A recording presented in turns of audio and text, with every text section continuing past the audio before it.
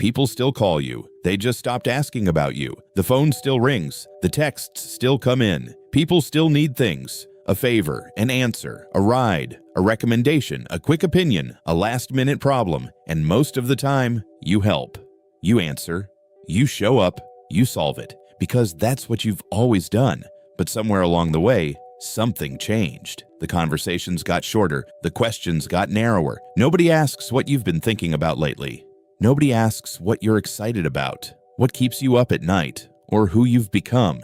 They ask what you can do. And maybe the strangest part is that you barely noticed when it happened, because it happened slowly, the same way most important things happen, one responsibility at a time, one expectation at a time, one small sacrifice at a time, until one day you realize people still know your number, they just don't know you anymore. And if you're honest, sometimes you're not sure you know yourself anymore either.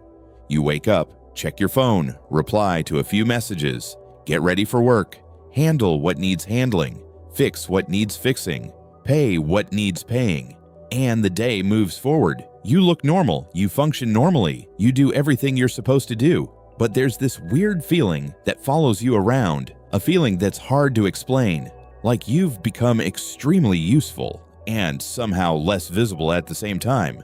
You notice it during conversations. Someone tells you everything that's happening in their life, their stress, their problems, their frustrations. Then the conversation ends, and afterward you realize they never asked a single thing about you. Not because they're cruel, not because they're bad people. It just never crossed their mind, because somewhere along the way, your role became bigger than your identity. The reliable one, the responsible one, the one who always figures it out, the one who never seems overwhelmed. And somewhere along the way, those descriptions became easier to remember than your name. And at first, it feels good. It feels valuable, needed, respected, because being useful feels a lot like being loved, especially when you're young, especially when you're trying to prove yourself. You learn quickly that solving problems gets attention, being dependable gets approval, being available gets appreciation, so you keep doing it. You become the friend everyone calls, the employee everyone relies on, the partner who carries extra weight, the family member who never says no. And nobody warns you that there's a hidden cost, because every time people need something from you and you provide it, the relationship becomes a little more about the thing you provide and a little less about you. Not all at once, just enough that nobody notices, including you. You start introducing yourself through responsibilities. You stop talking about things you care about. You stop bringing up things you're struggling with. You stop mentioning what you want, because everybody already has enough problems, because now isn't the right time, because you'll deal with it later, and later becomes years. There's a moment a lot of adults recognize but rarely talk about. You're sitting with people you've known forever, friends, family, coworkers, maybe even people who genuinely care about you, and somehow the entire conversation is happening around your responsibilities, your job, your schedule, your obligations, your productivity, your kids, your mortgage, your plans, your tasks, everything you're doing. Nothing about who you are, and nobody notices, because everybody's doing the same thing. Everyone's talking about their lives. Nobody's talking about themselves. It's subtle. But once you see it, it's hard to unsee. You can know almost everything about somebody's responsibilities, and almost nothing about their inner life. And that's become strangely normal. You know who's busy, you know who's successful, you know who's overwhelmed, you know who's buying a house, who's changing jobs, who's moving, who's getting promoted. But when was the last time somebody asked, "What has your life been feeling like lately?" Not what you're doing, what it's been feeling like. That's a different question, and it's becoming a rare one. Because modern adulthood rewards performance, not presence. Somebody asks how you've been. You tell them about work, your schedule, a few responsibilities. The conversation moves on, and 10 minutes later, you realize you never answered the question.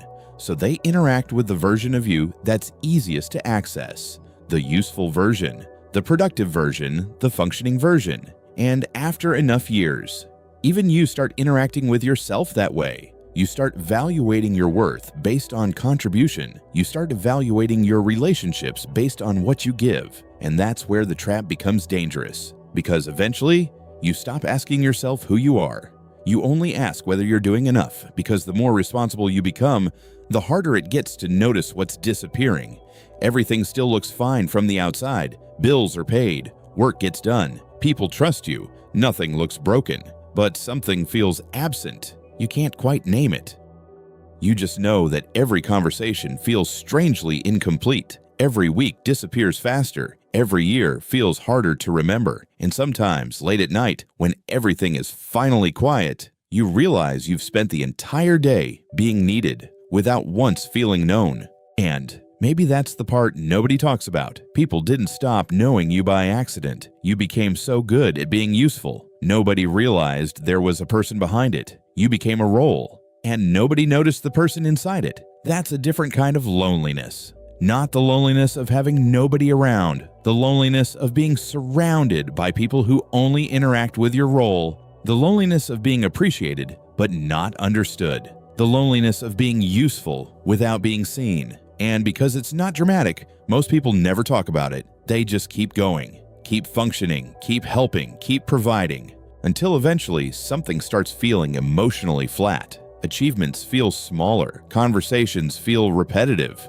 relationships feel strangely transactional, not because people stopped caring, because the role became so large that the person disappeared behind it. And then one day, something uncomfortable happens.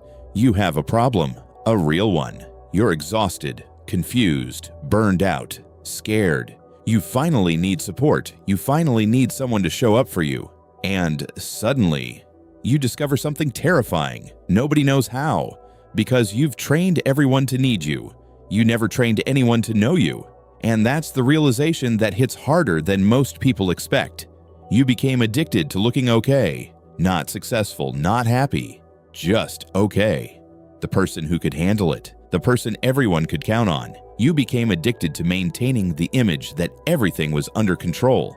Because people depended on it. Because your identity depended on it. Because after enough years, not being okay started feeling irresponsible. So even when you're struggling, you answer, "I'm fine." Even when you're overwhelmed, you say you'll handle it. Even when you're exhausted, you keep performing competence. And the scary part is that people believe you because you've spent years teaching them to.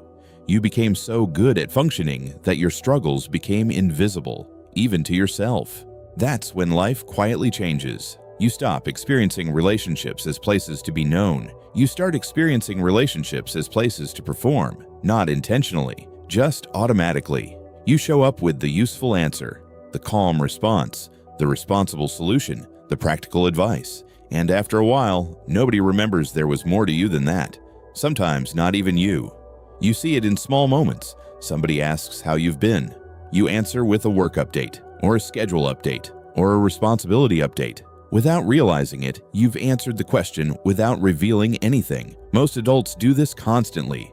Ask someone how they're doing. Listen carefully. Half the time you'll hear a report, not a person, a list of obligations, a summary of responsibilities, an update on maintenance. And maybe that's why so many people feel disconnected while remaining socially active. Because interaction isn't the same thing as being known. Attention isn't the same thing as understanding, and usefulness isn't the same thing as connection. But usefulness can imitate connection for a very long time, long enough to build an entire life around it, long enough to forget there was a difference. The hardest part is that nobody creates the situation on purpose. It's not manipulation, it's not betrayal, it's gravity. Ask someone how they're doing. Most people won't tell you who they are. They'll tell you what they're managing. Work, bills, kids, deadlines, everything waiting for them tomorrow, almost everything except themselves.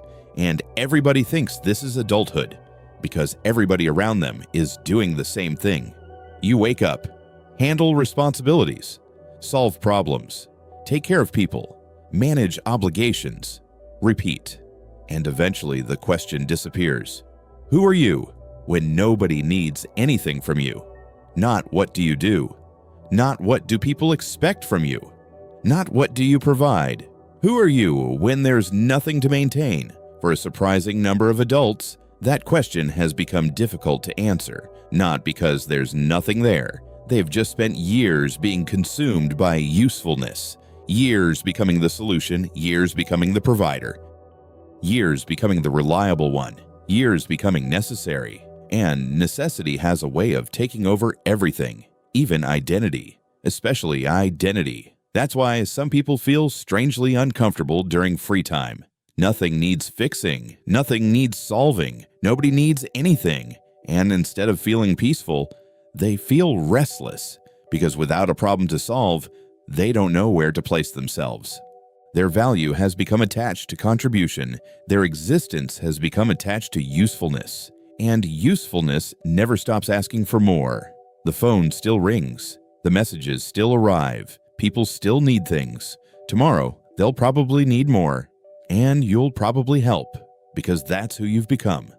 The reliable one, the capable one, the one people count on. But somewhere beneath all those roles, there's another uncomfortable truth. The version of you that existed before all the responsibilities is still there, quieter now, harder to hear, buried underneath years of maintenance, but still there. And sometimes you catch a glimpse of that realization late at night, after the emails, after the obligations, after the conversations, after everybody else's needs have finally gone silent. You sit there for a minute, in the quiet, and a strange thought crosses your mind.